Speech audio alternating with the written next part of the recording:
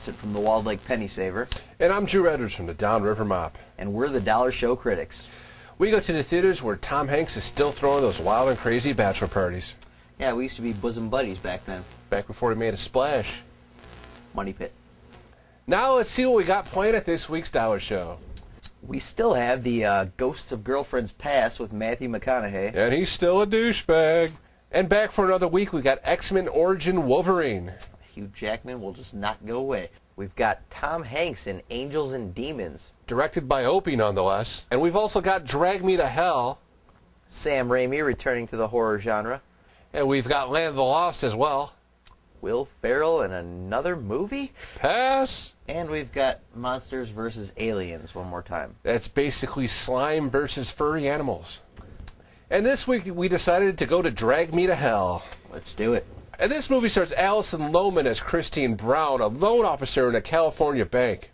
And she's vying for a promotion with another guy in the office. So this old woman comes in looking to refinance her home because she's going to be evicted soon. And she's begging and pleading for Christine to do anything she can to get her refinanced and keep her inside of her house. But of course, if she did this, the company would lose money out of this, and she would not be looked upon favorably for this promotion. And so she turns her down for this loan application, and the old lady gets on her hands and knees and starts begging, and of course she starts tugging on her skirt, which I kind of like that scene of it. I wish they would have went a little further with that, but they didn't. But anyway, then Christine moves back, and the old lady falls on the floor and makes a big scene about it. The old lady gets up and says, "You have shamed me." And that's basically when the security guards come in and move her ass out.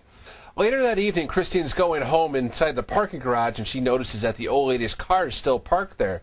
So she thinks that she's there somewhere looking for her. So as she gets inside of her car safely, she starts up the engine, she's ready to go, and all of a sudden out of the back seat comes the old lady, and the fight scene from hell happens. It's a pretty good fight scene, and Christine does get her ass beat a little bit. A little bit. But then again, so the old lady. Oh, yeah. There's a great scene with a stapler here. Towards the end of this fight, the old lady takes one of the buttons off of Christine's coat and puts a curse on it and gives it back to her, which gives Christine a curse somehow. So through the next couple days, Christine could feel this dark presence on her, and she goes to the local psychic to find out what's her problem. And the psychic tells her that she has had a curse put on her, and she's got 3 days to get this curse off of her, or else she'll be dragged to hell. This movie had a lot of action to it, and it had a decent story to it. I mean, it wasn't too bad. I kind of like this myself, Gory. What do you think? Yeah, I liked it. You know, I'm a big horror fan. You know that, Drew. So this was really Sam Raimi's return to the horror movie, you know, and like I said, I had high hopes for it. I gotta say I was maybe just a little disappointed, but only a little. I mean, it was definitely kind of a silly movie, like you said. A lot of it was played for laughs just as much as for scares. And you're right, that fight scene in the car, that's a classic. That's one of the better ones. Yeah, that's one of the best I've seen in a while. And yeah, and I also got to say I liked Alison Lohman. She obviously did some bad things, like denying this gypsy lady a loan. But overall, the question remains, Drew, is Drag Me to Hell worth $1? Yeah, it's sort of worth $1. I mean, I think for horror fans and non-horror fans alike, you're still going to have a good time with this. I mean, you might get grossed out a little bit, you'll laugh, you'll jump in your seat a couple times, and you'll be carried along by the story, and a nice return to an old horror movie, I say sort of. Definitely, Corey. I'm glad you said that. I'd have to give it a sort of 2, because it was very entertaining at times. Once again, that is 2 sortas for Drag Me to Hell.